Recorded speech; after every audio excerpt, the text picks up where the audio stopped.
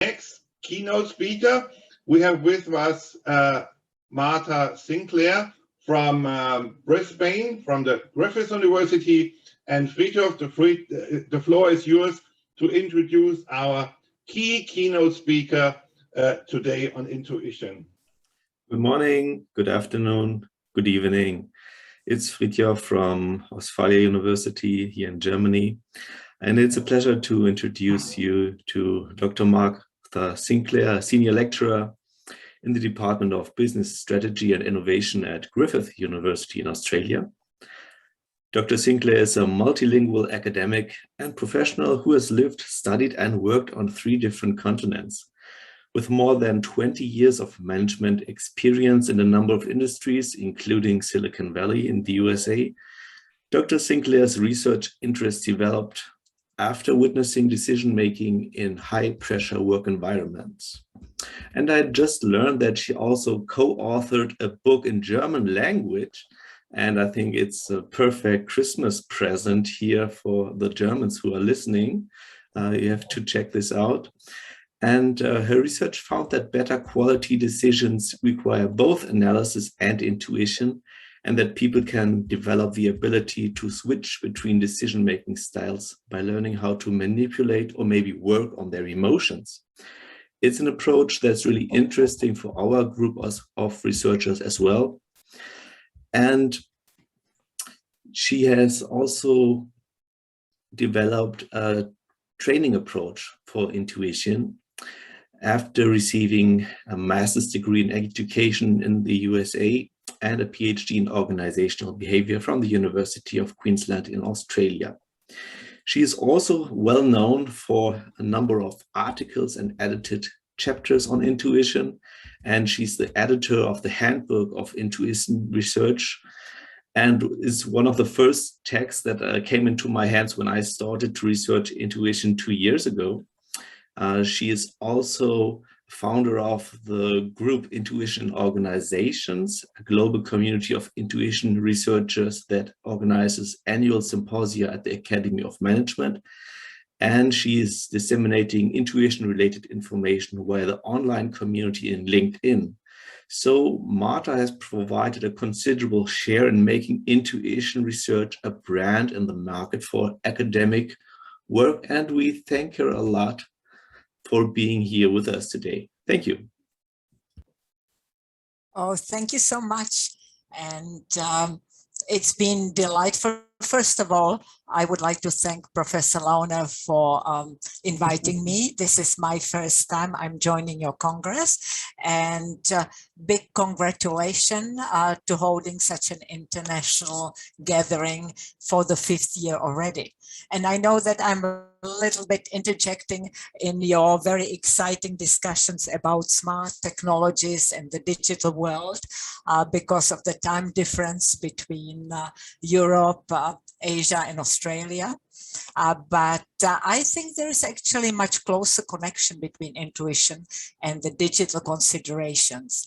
So I hope that everybody will get something useful out of my talk. So, all right, ladies and gentlemen, I thought that I will approach the topic somewhat differently. And instead of talking about my specific research, I would like to talk more about where the intuition community is at the moment in terms of both research and practical applications, and also about the community of practice I have created and what are the new trends. So I think it links very well to the issue of smart technologies and digital trust. I'm currently reviewing proposals for the next Intuition Symposium, and actually the link there appeared to be quite strong. So hopefully we can get something interesting out of it.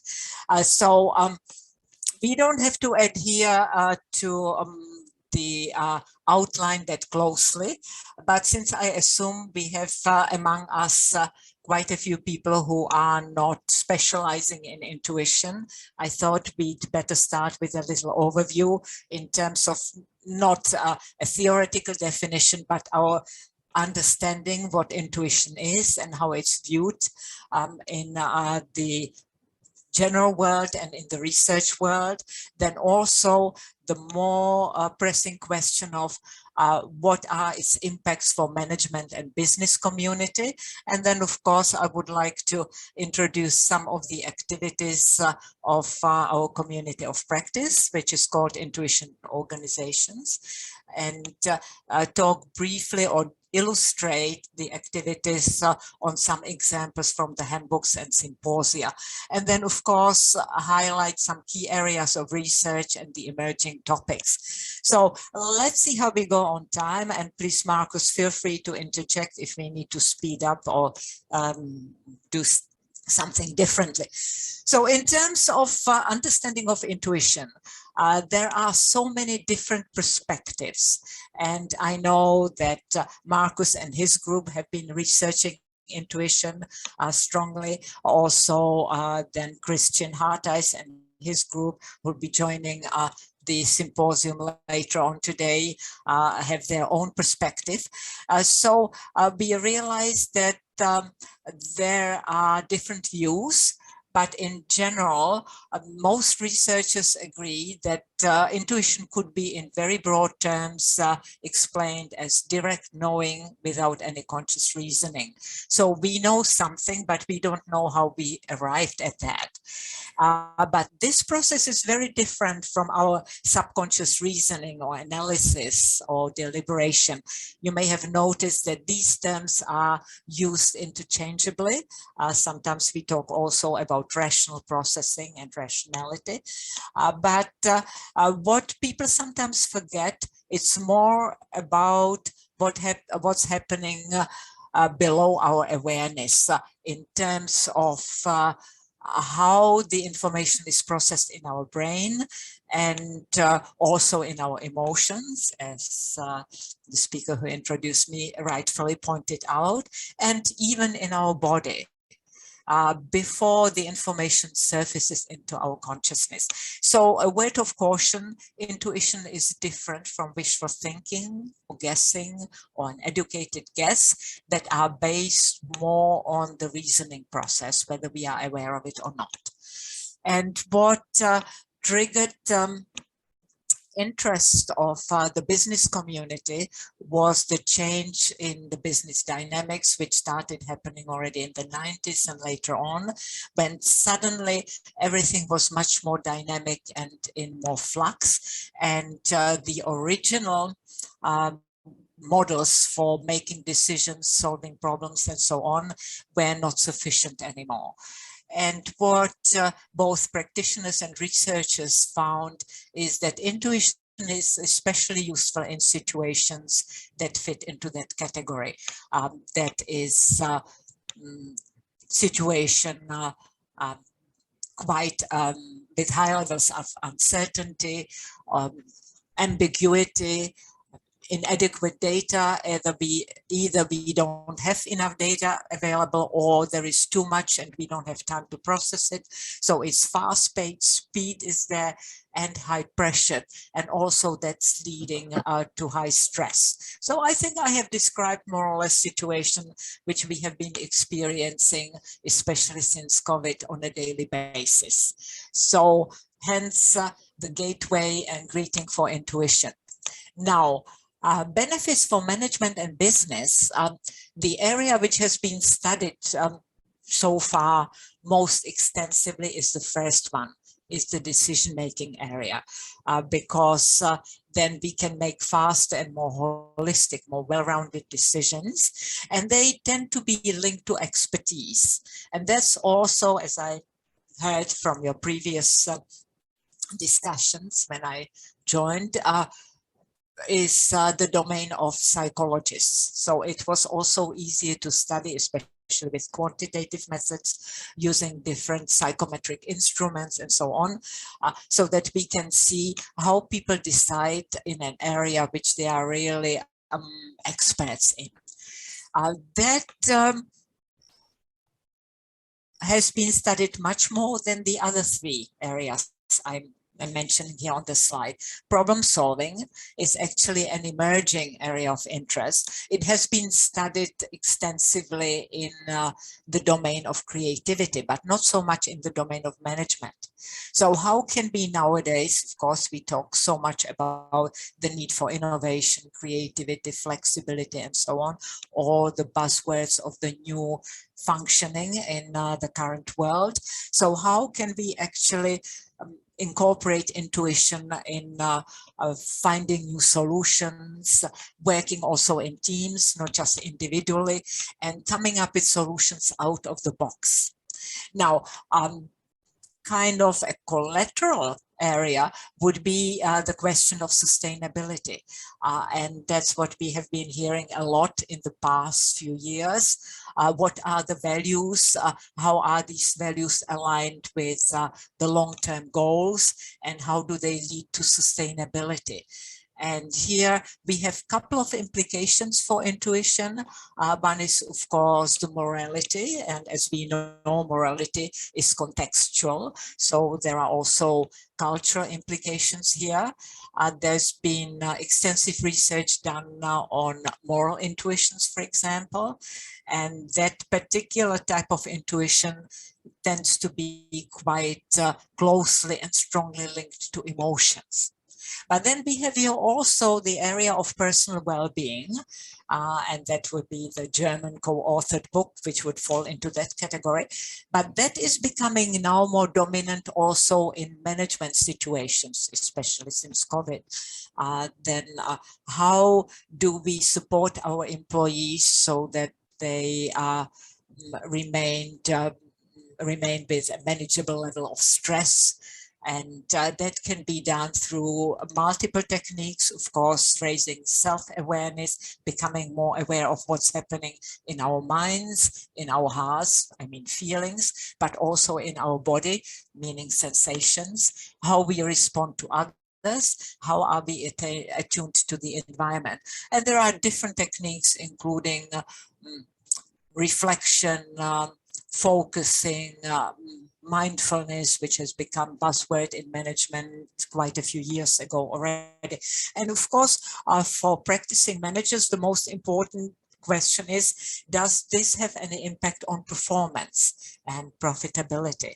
So that is indicating a stronger link between pure intuition research and applied intuition research, leading to some practical outcomes, and then also on the personal level, questions of developing intuition further and training it. Now, that's where the community of practice comes into place. I founded intuition in organizations originally as part of the Academy of Management about 13 years ago. And we have between 150 and 200 members from 20-25 countries. We stopped counting, but I think we are nearing 30. So I think here I'm competing with Markus and his international venue collection of esteemed researchers in his Congress. Well, this is actually a well-natured competition. So what prompted it? I realized in the very beginning, actually how I personally got interested in intuition was in Silicon Valley in the 90s.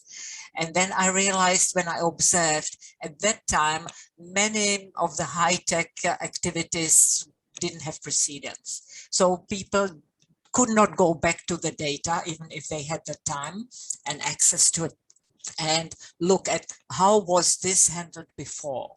So obviously they had to develop new procedures. They had to rely on some kind of instinct, whether to go ahead with something or steer it in a different direction and so on.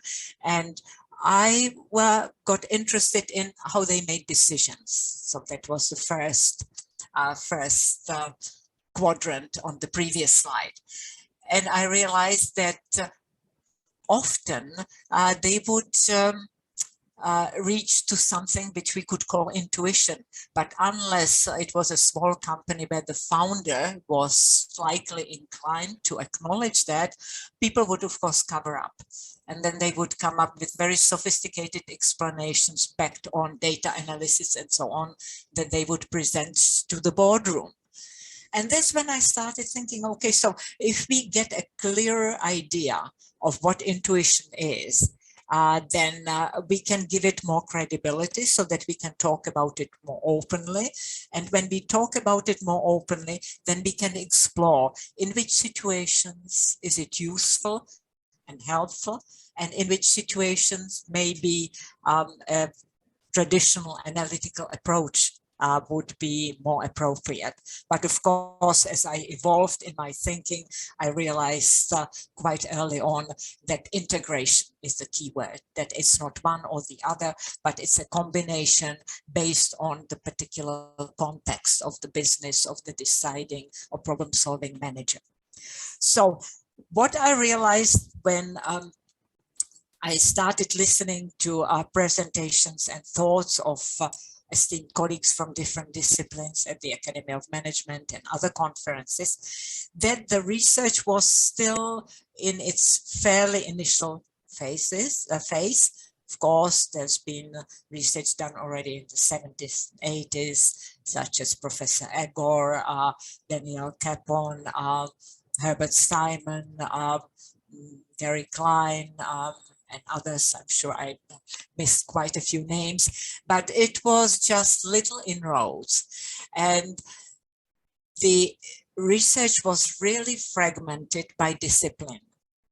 And it amazed me that researchers from different disciplines didn't talk to each other. So they developed their terminology in isolation.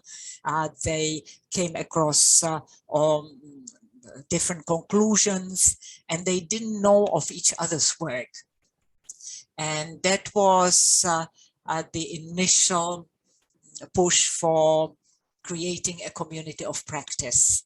So what we realized early on, because we have people coming from psychology background, more figure-based decision-making scientists, people researching more soft areas using phenomenology, storytelling, and so on.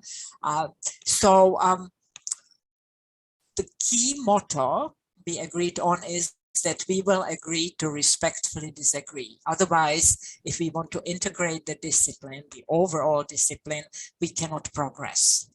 And it's more, the disagreement was more, number one, to start a conversation or dialogue for reaching consensus, or comparing and contrasting what we mean. And that I found very stimulating, because that's how new research ideas that have practical application for management started arising. So the original purpose was to disseminate and integrate intuition research across disciplines. And what we added later on was to bridge the gap between research and practice. So because what we realized is that researchers came up with very insightful findings, but they were not always keen on, or they didn't know how to translate them into practical development and training methods or company models and so on. On the other hand, practitioners have been having long-term success in training mostly individuals, but sometimes even groups in companies in developing their intuition, but they did not have the vocabulary and the theory to back it up. So it was a precipice, not only a gap. And that's why we started inviting also practitioners. And I personally am very interested in working on applied research projects with practitioners. It has its challenges, but I find it much more rewarding. So in terms of disciplines, I already mentioned some. We have here also many geographical regions. And of course, the original intuition research focused mostly on the English-speaking regions. And we know with due respect to our German colleagues here, that they have been traditionally publishing in English language journals. Colleagues, let's say, from Scandinavia, but it's not always the case, let's say, about researchers from France or Spain. And then if we go into onto other continents, then the gap in publication in English is even larger. The geographical regions also were bringing with them different research methods, but also different culture perspectives. And I have been personally promoting different culture views a lot. That's why your particular Congress is of such interest to me. My particular role, I see myself something of a liaison or conduit, or you may call it clearinghouse. So I'm doing my best to keep on top of what's happening in the intuition world, if we want to call it this way. Nowadays, it's very different from the 1980s and 1990s.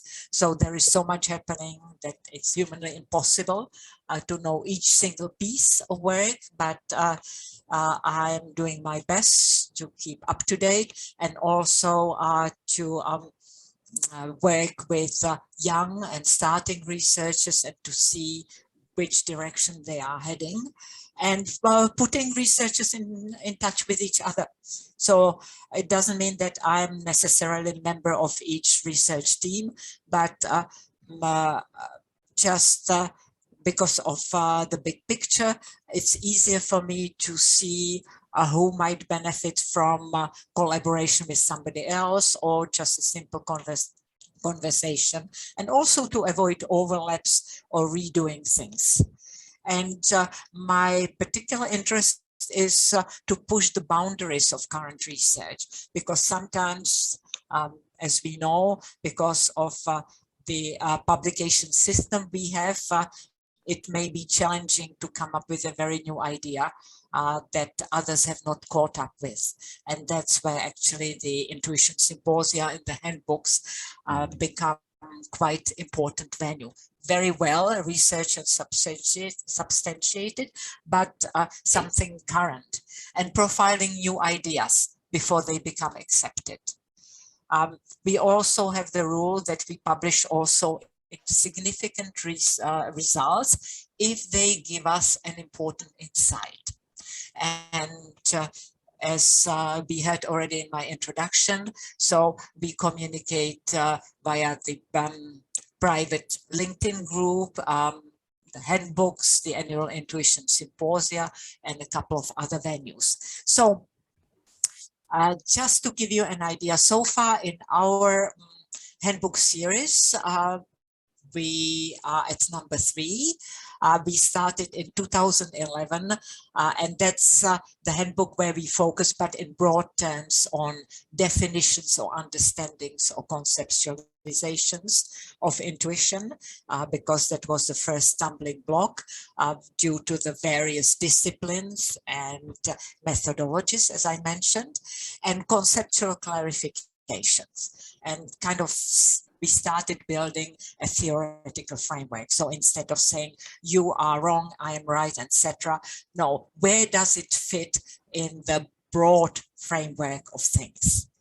Then continuation, the second handbook in 2014 focused on methods, but in broader sense, in terms of research design, different ways of measurement, also promotion of not only quantitative but also qualitative methods, which at that time were still not that fully accepted in terms of the breadth of publications, and the future conceptual and theoretical developments.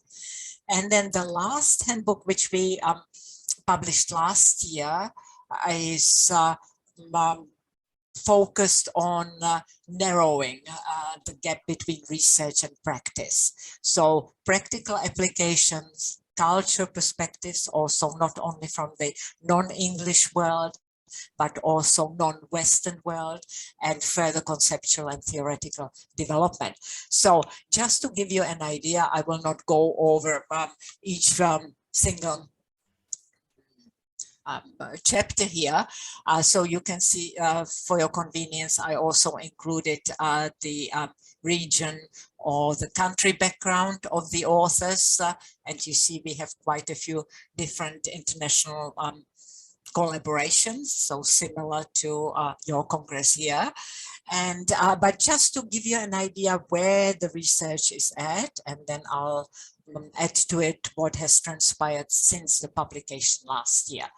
So still the strongest focus was on decision making, which is wonderful in one way because it goes deeper and is much richer. On the other hand, it still concerns me that there is not an equal measure of focus on problem solving. I see decision making only as one part of problem solving. And you see the different disciplines, banking, military, nursing, mergers and acquisitions, which we could consider very finance-based and figure or numbers-based discipline, and also in some areas, not only individual intuition, but teamwork. And then, of course, IT has been quite a focus early on, but also the area of entrepreneurs in different incarnations and strategic decision makers. So that was an application, how intuition was used in the decision-making context in different disciplines, different industries, different parts of the world. But also what came out of it as learning that integrating intuition with analytical processes is really critical. And how to integrate it, it depends. And that's what most of the pieces here focus on. Now, the second part relates to the importance of affect, meaning emotions, different types of emotions, because originally, and I'll come back to that on the next slide again, or one of the next slides, we focus mostly on our cognitive aspects of intuition, meaning the thinking, the brain stuff. But what about our emotions and moods, and how do they influence intuition? So I mentioned the general conceptualization on the opening slide, but if we go deeper down, researchers later on agreed that if we look at direct knowing without the use of reasoning, then it usually, not always, contains two elements, the cognitive element, the thinking element, and the affective element, the emotional element.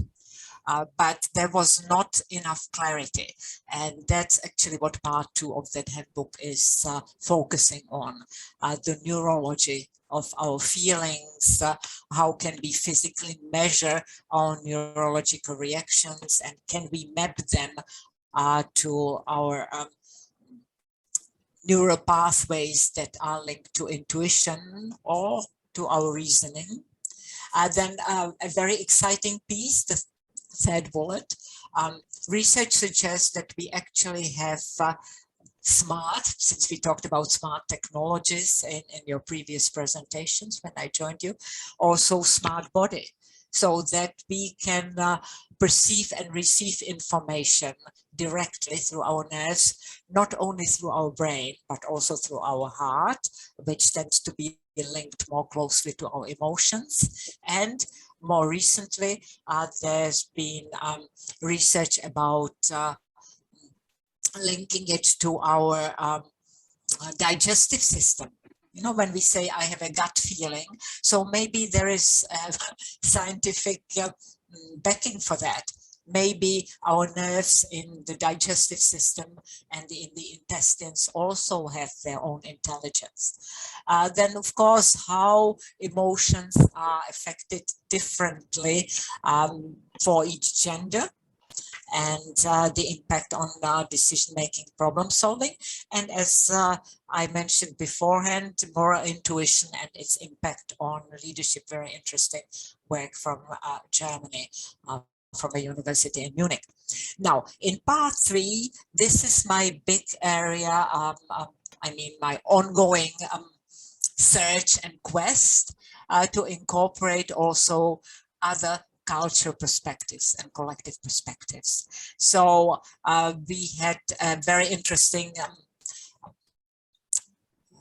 work from Japanese application of intuition. And I still remember the shock of the mostly Western audience when these authors presented also at an intuition symposium in the US. And they opened their presentation by a simple statement. In Japanese companies, intuition is a given, logic is not. And I could see the shock on faces of many of the participants. So very interesting, different perspective.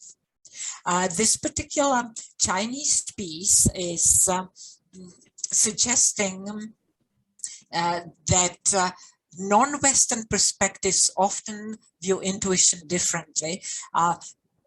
From our Western view, we usually say either or, and then we need to reconcile it somehow, compromise, and that's how we integrate. From the Vuiti perspective, it's not the case. We actually have both, but they are incorporated in the process, how we make decisions and problems differently. Different preference in a different phase, depending on what's happening in our mind, or also in our teams. This particular example of creative problem solving looks into teams, aerospace industry. And then, of course, my other area of interest is how we share our intuitions in groups, in teamworks. And that's where also the role of intention is coming into foreplay. That piece is actually based on theoretical framework from quantum physics. So again, a very different background discipline. And the fourth part, there we have also participants from our intuition group that will join us later today, or will join you while I'll be already deep asleep. That is developing intuition in practical terms, in employee engagement, so that people do not burn out, in developing entrepreneurial mindset through master's programs for companies in finance industry, mental simulation for first responders, very taxing, of course, type of job and stressful, and very interesting. I hope I'll see more work along these lines, a work of our colleagues from Italy who work with primary school children and develop programs how to teach them intuition through problem finding. Yeah? And then, of course, additional perspectives of new research. So we had an opportunity this year, because obviously the Academy of Management conference was still held virtually. So we had the opportunity to include many more contributions. And they focused on a number of new issues, which actually look deeper into emotions and sensing and areas related. As I mentioned beforehand, at the moment I'm evaluating proposals for next year's submission. Of course, there is never a guarantee that that submission will be accepted, but we have high hopes. Again, I received a high number of high quality proposals, I think 16 or close to 20, and I can see there a trend. One is very strongly represented, which we didn't have enough a couple of years ago, how to develop intuition and how to train individually and in teams. And here we go, how intuition functions in the digital age. And kind of underlying themes would be culture perspectives and non-Western perspectives, how to navigate uncertainty, especially now in the COVID time, and the role of sensing. Let me tell you a little bit more about sensing, only briefly. My apologies, of course, I'm doing an overview. We cannot have here the whole symposium just on the background of intuition. But as I said, mostly what we explored and researched originally was the cognitive aspect leading to expert intuition. Then we added the affective, emotional aspect, and that how it leads to creative intuition. Interesting new work is looking at how to combine both. But what has been fairly underestimated and under-researched, or not clearly separated from affect or emotions, is our physical sensations. And that's, I see, as the new trend in our work in the future. I believe I mentioned a couple of points here. So one example, this is just a brief list of some international collaboration projects I'm involved in at the moment. Let's say the use of focusing. How to focusing as a specific method of guiding a decision maker or problem solver through increasing their personal awareness, looking within, and detecting tensions in terms of their emotions and physical sensations, and using them to reveal new information so that they can look at things more holistically. And that particular question we are applying in the domain of entrepreneurship, but that could be applied to many other different disciplines. So that links also to training. The other area is question of social entrepreneurship, and that's where we are making the first inroads into intuition collaborations in South America, so far mostly in Brazil, and looking at the tension, because you see in social entrepreneurship, you have, of course, the business pressures and the financial pressures, but then you have also the social pressures, which are not always aligned. And can intuition help in reconciling these and making more well-rounded decisions? Another project I'm working with colleagues in the US and UK on is a very interesting question. How do we reach out to highly, not highly analytical, high achievers who have been trained well as analytical thinkers? So we came across very productive and intelligent staff in IT companies and other companies, be it, let's say, Facebook, Google, and so on.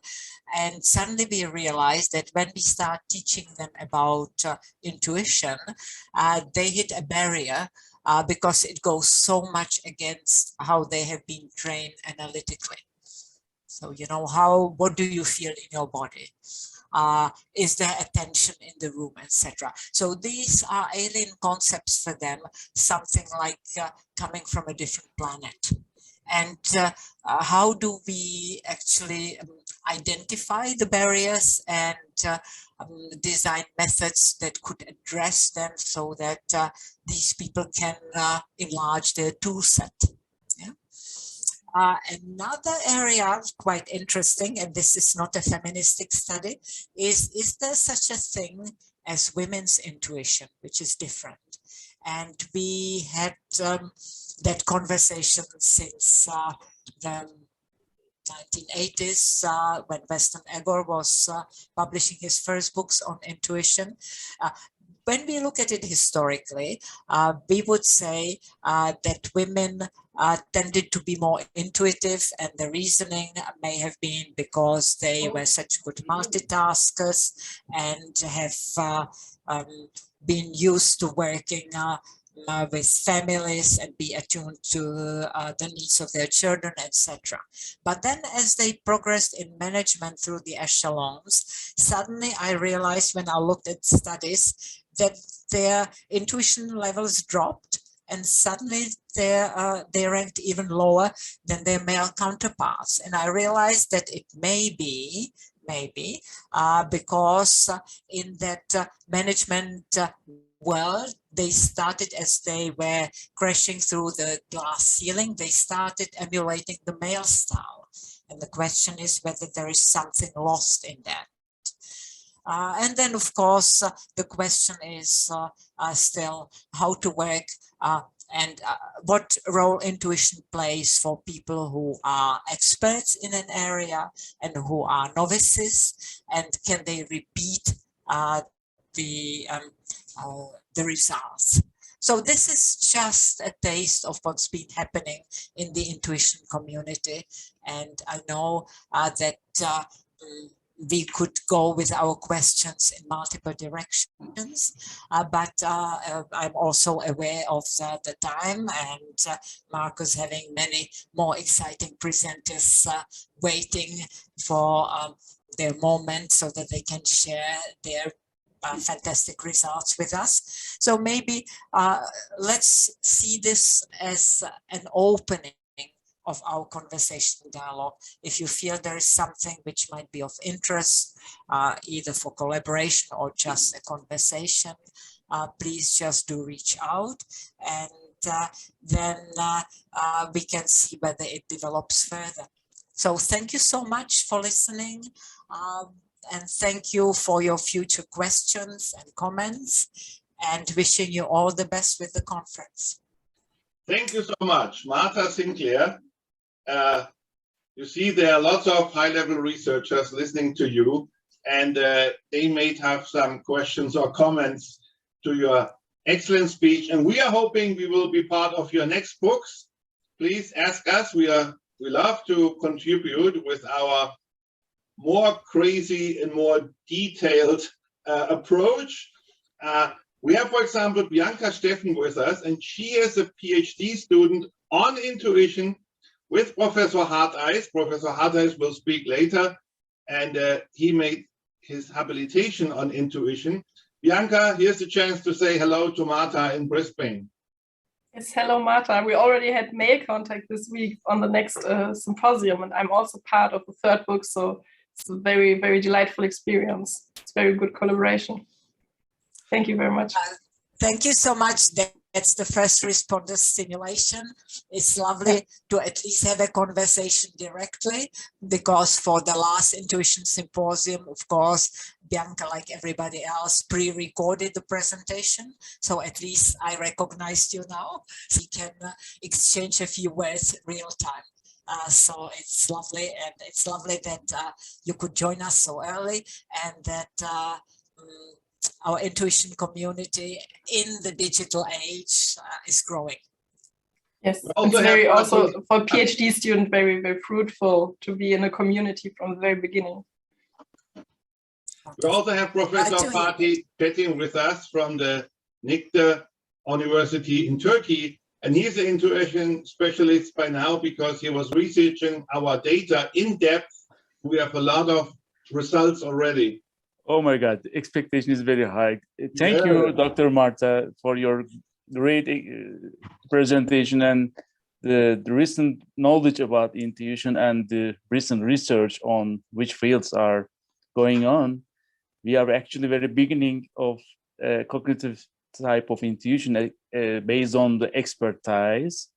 So we are actually with Markus and with his new project, we are focusing on if any environmental factors in the work environment or industries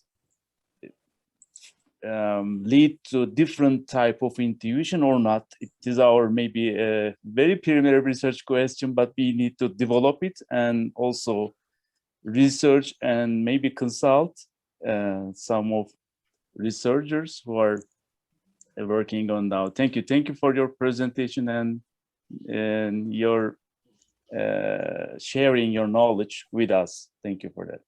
Actually, I'm flying to Turkey next week and I meet Fatih, and then we will develop the new questionnaire. Marta, you will receive our question soon.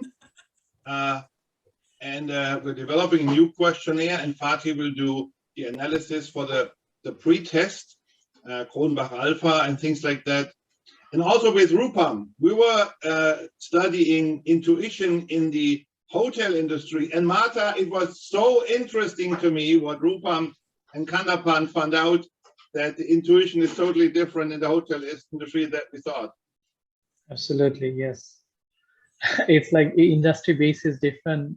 You know, people work in a different way. I like, very interesting to listen to your you know, upcoming research as well, like feministic point of view, whether the females can have different intuitions when compared to male. I mean, I would love to see the results. You know, this kind of research is very intriguing to know what kind of output it creates. Yeah.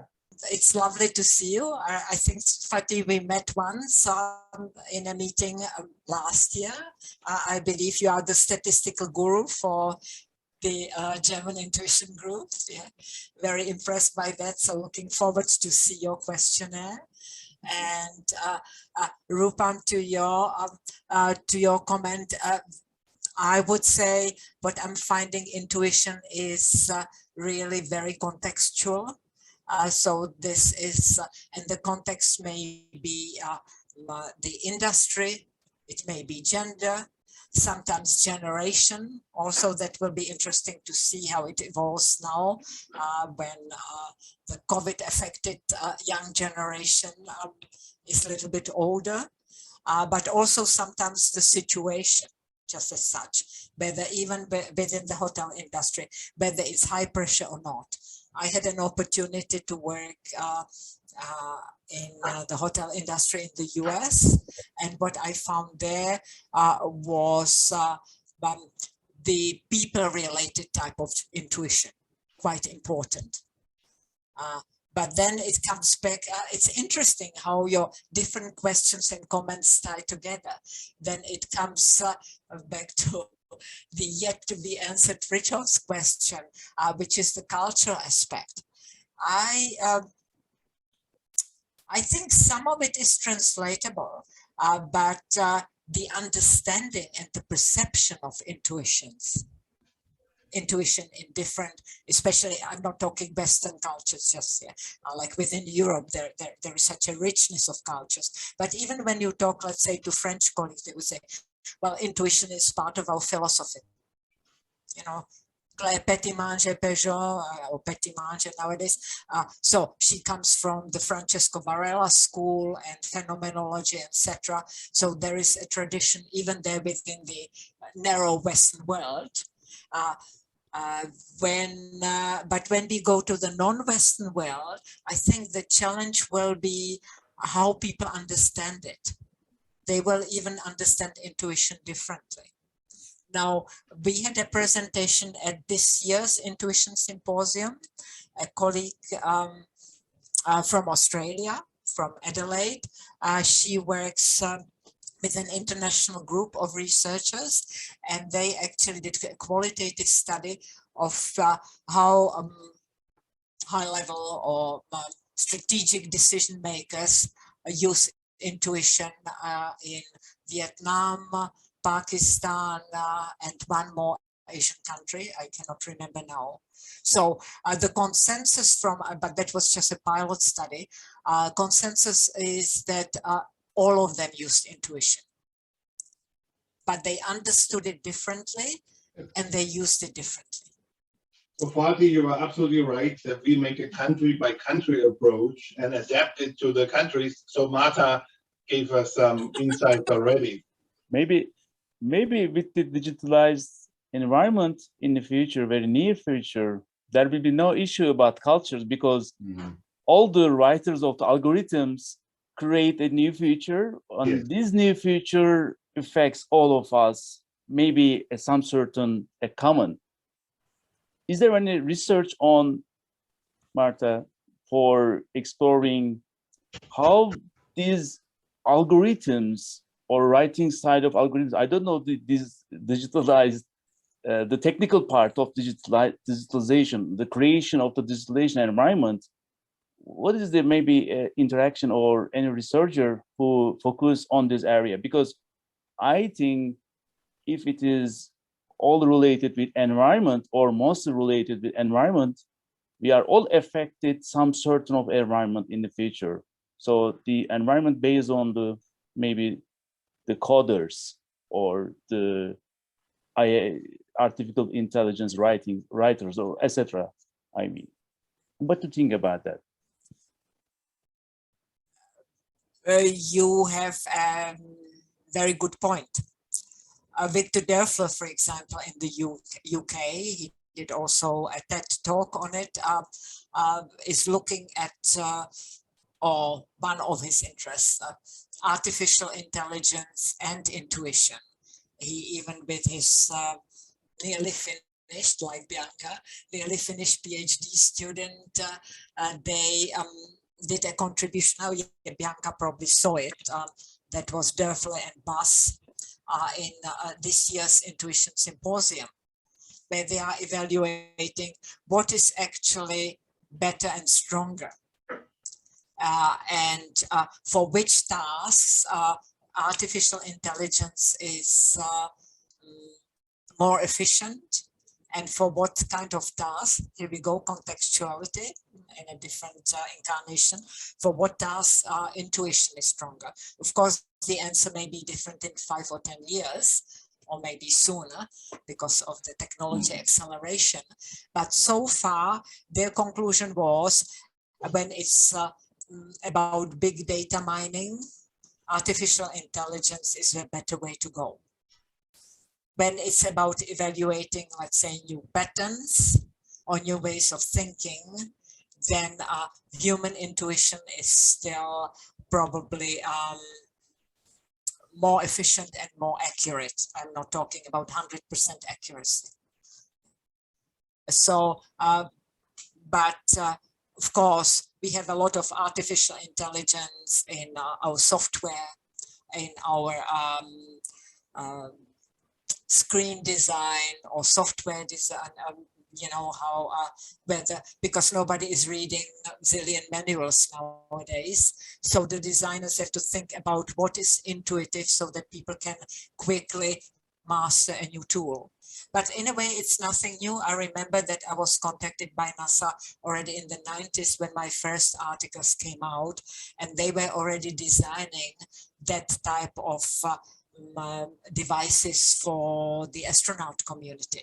So it's just now much more widely considered and available. Yeah. I still believe that humans have something to contribute, and then there will be some areas or niches where our intelligence and intuition will supersede machinery, but who knows? Yeah. Thank you so much. Thank you.